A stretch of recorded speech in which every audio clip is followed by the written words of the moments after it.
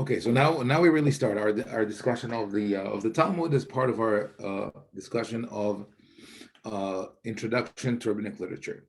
So as you see, when we look at the Talmud, here I am in the Talmud section in Sefaria. The first one that pops up is Talmud Bavli, but there's another one, Talmud Yerushalmi.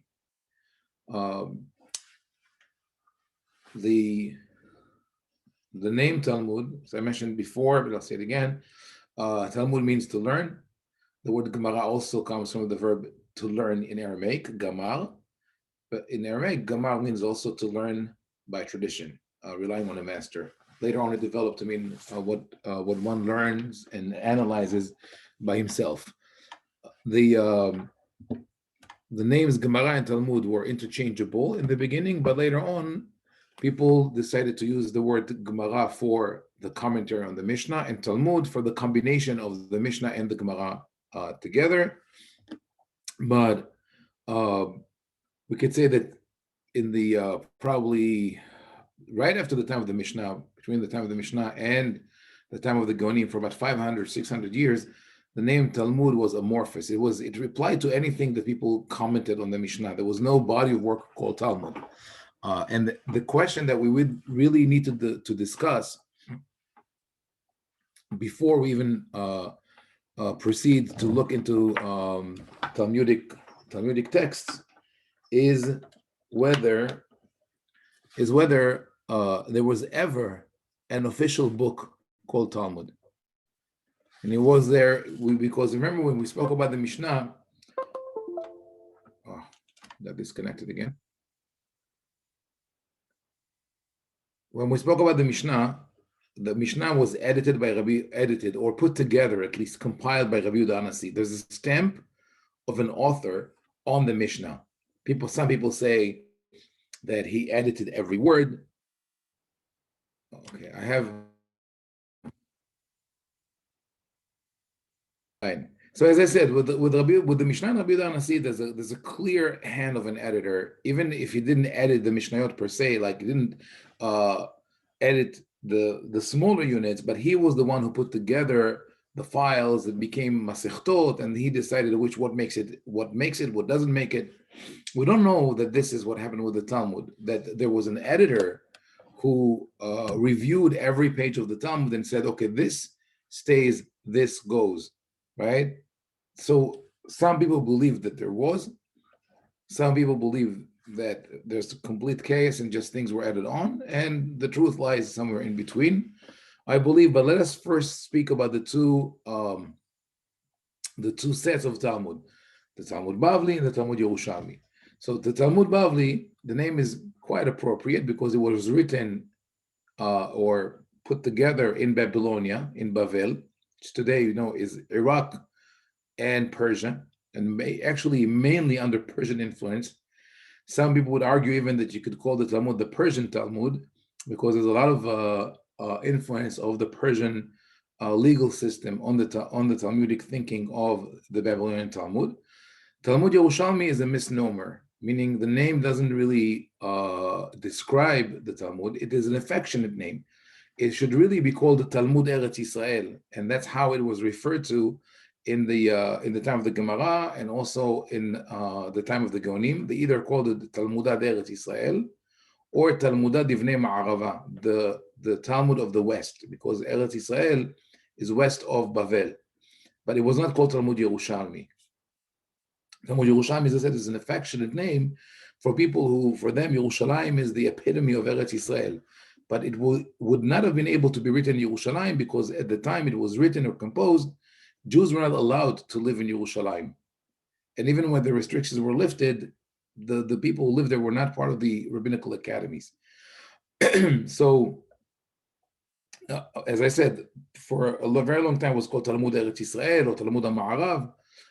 In English, in scholarship, they call it the Palestinian Talmud, which reflects the fact that when it was written, Eretz Yisrael was called Palestine or Palestina under the Roman rule, right? But I don't think that this is the correct name to use today because not, I mean, some people do, but not many of the Palestinians that I know study Talmud. So I think the Talmud Yerushalmi, even though it's maybe not the accurate name, but it's an acceptable name, we could use it. Now, we'll start maybe with the reason why don't we hear enough about the Talmud Yerushalmi, right? Everybody studies the Talmud Bavli. There's a Daf Yomi. People study a Daf a day, but not enough people study the Talmud Yerushalmi. So what happened there? What is the reason for that obscurity or relative obscurity of the Talmud Yerushalmi? So if you ask in the yeshiva world, they will tell you that the language of the Talmud Yerushalmi is convoluted. It is hard to understand, and it did not have a final author like the Talmud Bavli. So the Talmud Bavli had an editor who took care of the linguistic cohesion of the text and of clearing problems, which did not happen for the Talmud Yerushalmi. And that's why we study the Bavli, not the Yerushalmi. And they would also add that we don't follow the halacha of the Yerushalmi. Most of them don't really have a clear source to rely on. And as I said, I'm saying it very briefly, maybe we could get back to it later. The reason why most people do not study Talmud Yerushalmi is purely political. Like many things in the religious world, right, which we would like to think that this world is all about noble aspirations and spiritual elevation and reverence of God and everything. The religious world is plagued with politics and power plays. So the power games. So it's not. This is what happened to Yerushalmi in the 7th century. I mean, all along, already from we could say probably from Shivat Zion, from the time that people returned from Bavel to Eretz Israel, there was a war, an amicable war between the centers in Bavel and Eretz Israel for hegemony. Who is in control, right? And a lot of the statements in the Talmud Bavli and the Talmud Yerushalmi which talk about that stem from this dispute. In the 7th century, it escalated, and because at that time more Jews lived in scattered communities around the world, and if you were the leader, it meant that they would call you, they would talk to you, and they would send money to you. This is like the OU of today, the RCA, the Chief Rabbinate of Israel, all these things. So the yeshivot of Bavel at that time were under the direction of the Geonim. The people who are known as Geonim. That a term that we'll get to later. Geonim in modern Hebrew, when you say someone is a Gaon, it means a genius. Back at the time, it just meant he is the head of the yeshiva, which is called Geon Yaakov. So the head of the yeshiva was called Geon Yaakov, the pride of Jacob. So the full title was Rosh Yeshivat Geon Yaakov, but then it was shortened to Gaon. So Bavel was led by the Babylonian Geonim, and one of them, it was probably the time of Rav Yehudai Gaon in the 8th century. He has a student by the name of Paltoi ben Bavoy. And that Paltoi ben Bavoy decided, I know it sounds a strange name, like taken from the Megillah, but maybe you don't name your son Paltoi ben Bavoy, but that was his name. And that Paltoi ben Bavoy decided to launch a campaign against the yeshivot of Eretz Israel. He felt that he has to support his Gaonic teachers and end that war forever, once and for all, by showing that the Talmud Yerushalmi is not reliable. So he started that campaign promoting the idea that because the yeshivot in Eretz Israel operated under the heel of first the Romans and then Christianity, their Torah is not reliable. They didn't have the right conditions to learn freely. His term for that was Torat Shmad. He said Toratam, Torat Shmad. It says so you can't rely. Torah Shema means that the Torah of persecutions, the Torah that was not allowed to prosper under ideal conditions. He said, so you can't rely on the Torah that comes from that yeshiva, but those two yeshivot, meaning the yeshivot of Babylonia, Sura and Pumbedita, shelo alchu bashevi, they were never captured, and they never suffered, neither under the Romans nor under the Greeks. Those are the yeshivot that that hold the true explanation of the Torah and the Mishnah and the Talmud and so on. Now, this was promoted as an ancient midrash. The text that I just quoted to you in English was written in the format of the midrash and promoted for many, many years. People believed that it's an ancient midrash until in recent years with scholarship, it was understood that this was a later creation of Paltoy ben Bavoy from the 7th or 8th century. What gave it in? What I'll say to you again, and you tell me what. How do we know that this phrase did not come from the 3rd century or 2nd century, but from the 7th century? That's a key. I mean, it's an important thing that we do when we study midrash to take note of historical references and try to square them with reality. Again, he says those two yeshivot were not captured or persecuted neither by the Romans nor by the Greeks, and that is what gave the scholars the key to deciphering who is the author. Because if you talk about the persecutions of Greece and Rome, the order should be Greece and Rome and not Rome and Greece. So all through Midrashic literature, they always refer to Malchut Yavan and Malchut Romi. This is always the order because the Greeks came to Eretz Israel in the 4th in 323 BCE, and the Romans came much later, shortly before the first millennium, when Herod invited the Roman intervention. So if you talk about the persecution, you should say they were persecuted by the Greeks and the Romans. But he said Romans and Greeks. Why? Because the Romans is a reference to the Roman Empire, and the Greeks is a reference to the Byzantine Empire. The Byzantine Empire was the Eastern Christian Roman Empire, was based in Constantinople, which is today in Turkey, and had the Greek culture, and it was referred to in rabbinic literature as Yavan. So Paltoy ben Bavoy gives in his identity when it doesn't say, it's called Pirkoi. No, sorry, it's not Paltoy. It's Pirkoi ben Bavoy. I'm sorry, I misled you. It's not Paltoy. Pirkoi ben Bavoy. That the midrash that he created was identified as misleading by that little detail of putting Rome before Greece. But anyway, that campaign succeeded, unfortunately, and people bought that message that the Talmud Yerushalmi is not reliable, and as a result, less people studied the Talmud Yerushalmi. And what happened because of that? The living tradition of interpretation of the text was lost. And anyone who studied Talmud Bavli knows that it's not easy to study Talmud Bavli.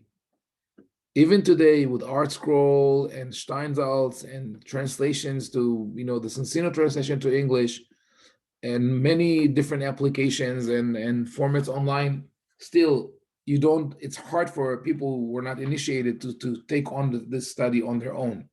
But there are commentaries and there are translations, and you could use all that. Even with that, you sometimes run into a word in the Babylonian Talmud that you don't understand, right? How many times did that happen that you study with the translation, and there's a word that you say, what does that mean? And you look at the Mefarshim and the commentators say, we don't know what it means. Why? It's ancient Greek or it's ancient Persian, right? Sometimes they don't know the meaning of Hebrew. They would fight over the meaning of Hebrew, but definitely when it's Greek, they will have problems. So a living tradition is very important. You see, with the master, before the printed material was easily accessible, before the invention of the printing press, you relied on oral tradition to tell you the meaning of the text and to explain difficult words that you can't read around. So reading around is a technique that a lot of us use when we read a text in a language, in a new language, or even in our own language.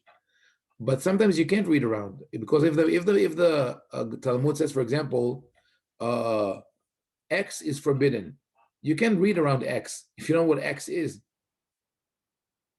If you say X is, if they would say plowing is X because on Shabbat you must rest, then you could read around it and figure out that X means forbidden, right? But when the object itself is, so for example, the Talmud Bavli says that on Shabbat you can make, following the Mishnah, you're not allowed to tie knots on Shabbat. But what knots are forbidden? They say knots that are durable, knots that will stay for a long time. The Talmud explains what is such a durable knot that you tie and will stay for a long time. They say it's the tie of the estokeraya, the tie of the iskaria. The iskaria, it's a Greek word. People didn't know what the word means, so they figured it's one of the knots that you tie on a ship, and they say this is a durable knot. And if you look up halachic literature of today, what stemmed from that Greek word that the Babylonian Talmud did not understand is that some people said that you can't tie your shoelaces on Shabbat, you can't put a tie on Shabbat. Before there were with the first diapers, disposable diapers, people say you can't put the sticker because it's like you're tying them. You can't tie the garbage bag if you throw it out. A million such things. My professor in Bar Ilan, Professor Daniel Sperber, one of the first classes I had the merit to have with him, spoke about that. Professor Sperber he worked a lot on that. But one of his fields, of many fields of expertise, is something that he wrote the book on, called Nautica Talmudica, or shipbuilding at the time of the Talmud. Right? It's a quite obscure topic for most of us, but he really studied all the Latin, Greek texts on the matter, drawings, whatever was available.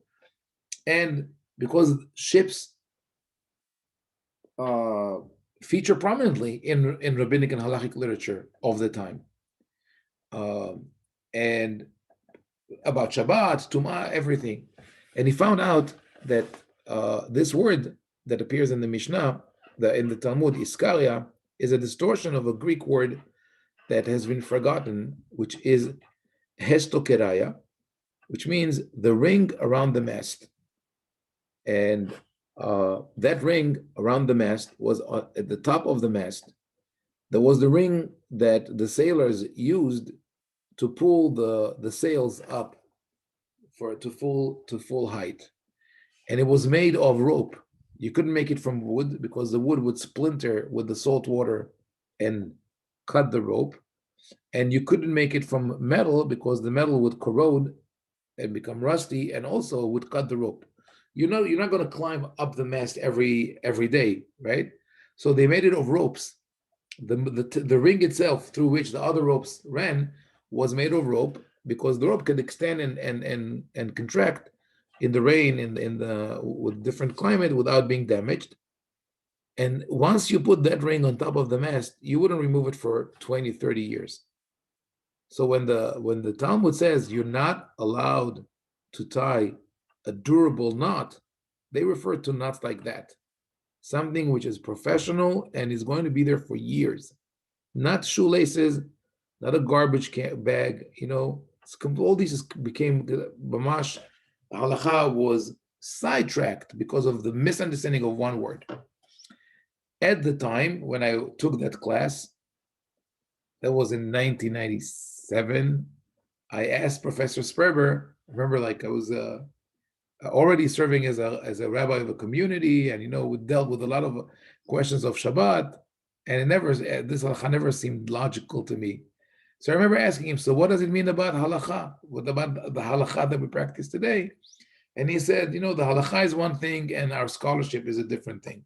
So he drew the line between, but I know in retrospect that he did it at the time because of, he was in a sensitive position as a professor in Bar Ilan, but also a rabbi and member of different. Now, after he got out of that public life, he allows himself to be more outspoken in many changes in halachic literature. But anyway, this is just one example, one word that is misunderstood in the um, in the Babylonian Talmud that could cause so many problems. Now, in the Yerushalmi Talmud, the estimate of the words in Latin and Greek, uh, not the number of appearances of words, but different words. Okay, there are many more occurrences, but the number of different words that are scattered throughout the Talmud Yerushalmi, which are in Greek and Latin, is about 3,000. 3,000 words. How many words do we need in a language to be able to just get along, hold a conversation, just to have a vocabulary? About 1,000. That's the estimate. You need 1,000. If you know 1,000 words in in another language, you can manage. Except for ordering food in some places, that maybe you should consult an expert. But you could really manage most of the things with a. So imagine reading a text, a legal text, an ancient legal text that contains 3,000 words in a language that we don't understand. That people at the time didn't have the luxury of Googling it to see what it means in modern or ancient Latin or Greek, right? Let alone the Aramaic that was different, the Western dialect of Eretz Israel was different than the Eastern dialect of Babylonia. So now, once Pirkoi ben Bavoy achieved this goal and convinced people not to study the Talmud Yerushalmi, people stopped learning it. So those few people who would come and revisit it once in a while would try to understand the text, and they can understand it because there are words that are in a different language. So either they dropped it or they tried to correct the words. They tried to fix the text, which creates bigger problems. So over the years, over the centuries, the Talmud Yerushalmi has been almost abandoned. Maybe one or two rabbis in a generation would study it. It is proven now that Maimonides, before writing his Mishneh Torah, wrote a book called Piskei Yerushalmi. He did study the Yerushalmi and he did rely on it. But the book was discovered in the Geniza, meaning that we don't have a full copy of it, only fragments of the book. So this is the story of the Yerushalmi. So I'll show you now what do we have from the Yerushalmi, what do we have from the Bavli. Talmud Yerushalmi does not cover all of the Mishnah, but it does cover most of Seder Zeraim. Seder Zeraim is the order in the Mishnah that speaks about the laws of agriculture. Except for brachot, that which deals with brachot over food and tefillot, the rest we did when we did the introduction to the Mishnah. All these other tractates deal with agrarian laws, the corner of the field, the gifts, the portion that you give to the poor, tithes, etc.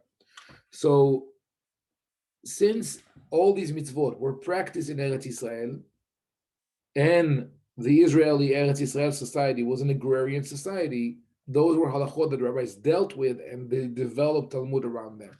Similarly with Seder Moed, they covered most of the Masechtot of Seder Moed. Same thing with Nashim and Nezikin. Nashim deals with the laws of women and family matters. Nezikin with damages. And from Taharot, only Nida. There's no Talmud on that's really intriguing. There's no Talmud Yerushalmi on Kodashim, on the order that deals with sacrifices, because you would have thought that's where the Yerushalmi would discuss it, but they don't discuss it. Maybe could be that this is the result of shock, the utter shock of losing the temple and not having not having the Bet HaMikdash, not having sacrifices, right? Maybe that led to the rabbis not willing to write Talmud on Kodashim, or maybe they just know it's irrelevant. But there's no Talmud on Kodashim on the book of sacrifice or in the order of sacrifices in the Talmud Yerushalmi. If you go to the Bavli, the picture is different. It's Zeraim that is almost not covered. See, only Brachot, because the agrarian laws didn't apply, most of them in Bavel, so they had no need to write about them. So again, just compare the first order. Here's the Bavli, here's the Yerushalmi. See, Yerushalmi has all tractates, Bavli has only Brachot, which also tells us, I think, that the majority of what we consider to be tradition in the Talmud Bavli is not a tradition, just commentary. And the proof is that there's no Babylonian Talmud on Zeraim. If they had a tradition, they would write it down. They didn't. They just wrote on issues that matter to them. It covers all of Moed, all of Nashin, all of Nezikim also, but also all the order of Kodashim that deals with sacrifices. And that is just as intriguing is the lack of Masech of Seder Kodashim in the Yerushalmi. The existence of Seder Kodashim in the Bavli is intriguing because they are writing in Bavel 200, 300 years after the destruction of the temple, and how they didn't have a living tradition of what was happening in the Bet HaMikdash. And an added problem is that at least two tractates that are included in the Bavli are actually from the Yerushalmi, and that's Masechet Shkalim and Masechet Horayot. This is a different story. So that was really just the beginning of the introduction, just to have an idea of that we have the Talmud Bavli, Talmud Yerushalmi. We'll go more in depth, Bezrat Hashem, next week.